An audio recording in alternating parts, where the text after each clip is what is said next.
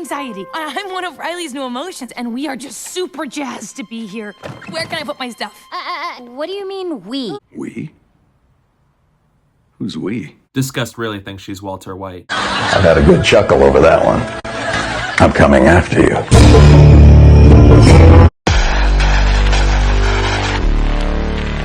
Hi, I'm Jack, and welcome back, because today I'm going to give you guys my review on the latest Pixar movie that is a sequel to one of their best movies from the last decade, Inside Out 2. It is directed by Kelsey Mann in her directorial debut, and it brings back a lot of the previous voice actors who voiced the characters from the first movie, and so is the emotions, with some new voices in the mix. Let me know down below in the comments, what are your thoughts on Inside Out 2, and how do you feel about it compared to the first? I'd love to know that, and with that said, let's get started.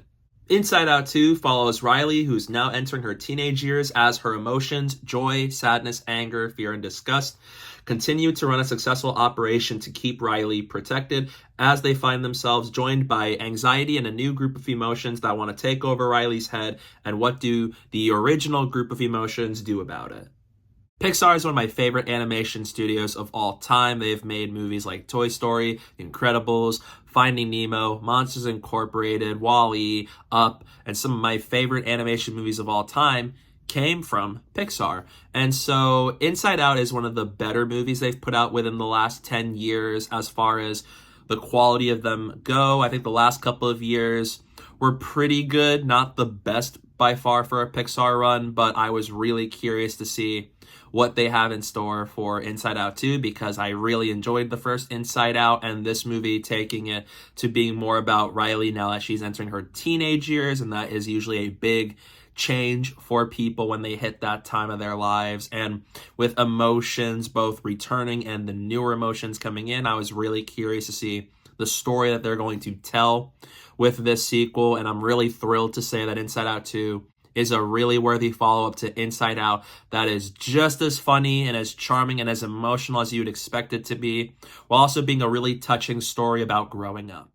The voice performances in Inside Out 2 are marvelous. Amy Poehler, Phyllis Smith, and Louis Black yet again shine in their roles as joy, sadness, and anger. And Tony Hale and Liza Lapira take over as fear and disgust from Bill Hader and Mindy Kaling, who didn't return for Inside Out 2. And even the outside voice performances like Ron Fuchs, Kyle MacLachlan, Yvette Nicole Brown are all very good. And one of the biggest MVPs of this movie for me watching this was Maya Hawke as Anxiety. And the newer group of emotions are also really well cast, with Paul Walter Hauser as Embarrassment. I love him, and he fit this role well when he speaks. But Maya Hawke as Anxiety is just amazing. I've been a fan of her ever since Stranger Things 3 a couple of years ago, and what she does in the role of Anxiety just matches this role perfectly, and the energy she brings and how she plays off of joy is just so fun to watch. She just fits this role marvelously. The animation is gorgeous. Pixar has a really good track record of beautifully animated movies. They have not missed. It's lovely to see how far they've grown since the era of when we had Toy Story and A Bug's Life, all the way to where we are now with Inside Out 2. It is colorful, it's vibrant, every character has a standout animated feeling to them, and even with how it explores Riley's mind with all these different corners, it's brought to life really well. It's exciting. Every area has a distinct feel and vibe to it, and it's so colorful and it's gorgeous, especially on the big screen. And loving what they do with the animation side of things, especially with a sequel like Inside Out 2. And again, they've always excelled in this department, and yet again, it's another positive I can say with this. It's fantastic. And something else I really enjoyed about Inside Out 2 is how it plays off really well as a direct follow-up to Inside Out, where Inside Out 2 builds upon the foundation of the previous movie with what we learned about the emotions, how to control command center keyboard works, and what do the emotions do when they do their thing, and especially the outside of Riley's mind, all these different locations. Where do forgotten memories go? Where do memories go after the day is over? And even what happens to the more negative and bad memories a person would have. It explores a lot of these different corners, just like the first movie, really well and showing us some new areas, new characters inside of her mind. It's really cool. It makes the world of Inside Out, especially if it's in the head of somebody, which makes it smaller, but it really makes the world feel bigger than what we anticipated. And it's really neat world building and development that this movie gives to Riley's mind. And it's brought to life really well, but it also builds upon the foundation of the previous movie so well as a sequel. And so exploring Riley's teenage years in this movie was something I thought it was done wonderfully. And being a teenager is something that is a lot for somebody. It's a lot of change, a lot more emotions come in, especially like anxiety, boredom, envy, and embarrassment. They start to come into play. And how the movie goes about it was really well. This is something that could have been done wrong, especially with anxiety, but I was so glad to see how they pulled it off here. They done it in a really, really effectively well manner, and really showing us kind of how Riley's phase of life is, with her friends going off to a new high school after this, and how does that affect her relationship with her parents, how she's getting older, the choices that she makes, and the new friends she meets along the way. It's done really well here, and so as what do the emotions themselves try to do to make sure that Riley stays happy, and especially with everything going on with anxiety and this little mission and adventure that these emotions go on. It's so fun and captivating, and having this story be set when she is starting her teenage years, I think, is a really good decision. Whereas if the first movie was a lot more about Riley adjusting to change, being in a new state and a new home, then this movie is more Riley now having to grow up to being a teenager, and that things aren't going to be what they were before.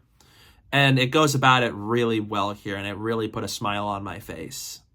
It also does a really good job of balancing being really funny and witty and being very heartfelt and sincere with the messages, the themes, and the overall story progression. It makes Inside Out 2 feel like a very balanced movie in of itself, where it has its own identity, it knew what it wants to do, and it goes about it really well. There's some really good lines in this movie, from Joy especially, and Anxiety.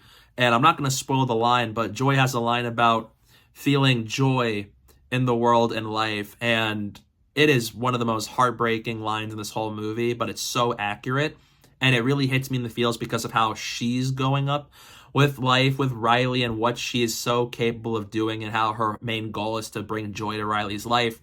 And so as having anxiety and all these other emotions just arrive and change things up, and that it's not going to be the same working experience for them as it used to be beforehand, because now we have new emotions coming in. It's not the same as it was when the first Inside Out took place. And so that was done really well. And another thing I really liked too was it's just really funny. There's some new imaginary friends we are introduced to in this movie, and while they're not quite as memorable as Bing Bong from the first Inside Out, which is truly a really sad scene,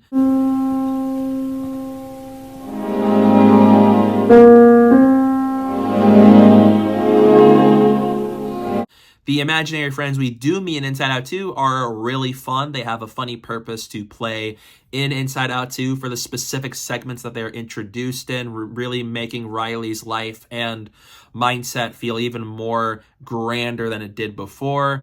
And it's just a fun adventure they go on. And something I also really liked from Inside Out 2 was anger, fear, and disgust are now on the same journey as joy and sadness, where a lot of Inside Out was just joy and sadness, the dynamic between those two. But now the entire crew are on this adventure together, so there's a lot more of the back and forth dynamic between all of these emotions as they're up against and working on what's going on with the newer emotions led by anxiety. So it really makes this movie have a different dynamic and a different feel compared to the first movie, while still retaining a lot of the heartfelt and humorous nature with its messages about emotions and growing up like its predecessor. Inside Out 2 also is really good at pulling on the heartstrings and never letting go. And even though I do think the previous movie was more emotionally impactful, because this movie does have some really good scenes, but nothing that really comes close to the Bing Bong scene. And so is having a few elements of writing conveniences to get characters out of certain situations.